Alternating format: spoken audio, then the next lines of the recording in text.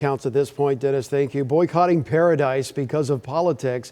As we look at President Donald Trump's first 100 days in office, Floridians are now seeing less Canadians flock to the Sunshine State. ABC Action News reporter Michael Paluska has this story.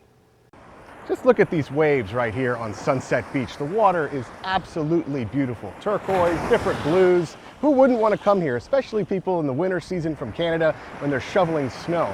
But it's complicated because some Canadians are boycotting Florida, America, but then the first person I talked to on the beach here told me he's Canadian. The lullaby of waves is a siren song for tourists across the globe, especially our Canadian neighbors to the north. You're not boycotting America? No, absolutely not. We come down every chance we get. We love it down here for obvious reasons. The people are wonderful. The weather's fantastic. How hard are you going to chill? Right? I mean, you're chilling. This is about as stressful as I plan to get while I'm down here. Jeremy Foyer is from Winnipeg and owns a house in Sunset Beach. This is his first real vacation after his home got 4 feet of water in it during Hurricane Helene. The renovations just got done, and despite the storm and politics, he won't stop coming here. What do you think's going on where some Canadians don't feel the same way you do? If that's true, some of your friends, or, I mean, do you hear anything in your area about people not wanting to come here? Honestly, most Canadians I talk to aren't terribly concerned about who's in the White House. I think a much bigger factor for Canadians right now is economics. Yeah. So the Canadian dollar is at almost an all-time low, and it becomes cost prohibitive to travel to the U.S. for that reason. At this Airbnb, feet from the beach, we met Hendrik Bizans, co-owner of Sea Salt Property Management, where his repeat clients from Canada are telling him something different. Definitely have we had a big drop in Canadian visitors, and I've actually called several of them that used to come every year and spend a lot of money on these beachfront rentals. They're saying, sorry buddy, we're out for the foreseeable future. The Florida market is so intertwined with Canadians.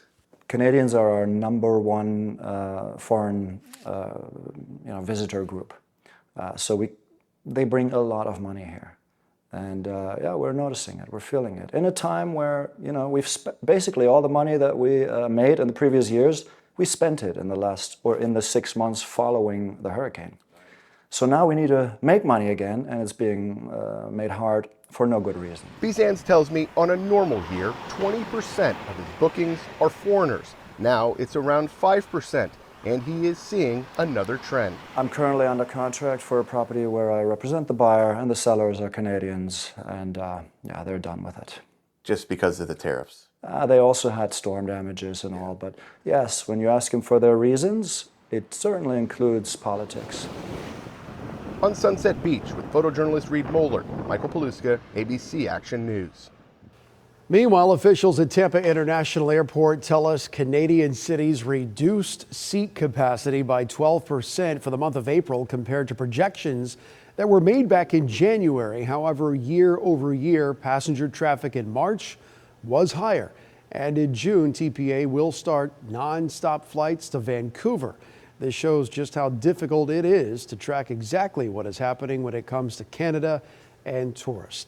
And as President Donald Trump celebrates his first 100 days back in office, we will have more in-depth coverage throughout this week looking at how Floridians are reacting to the president's ongoing agenda. And be sure to stay with us here on your ABC Action News station. Tomorrow night, ABC Action News will be airing a sit-down interview in the Oval Office with President Trump. You can watch it right here tomorrow night at 8 o'clock.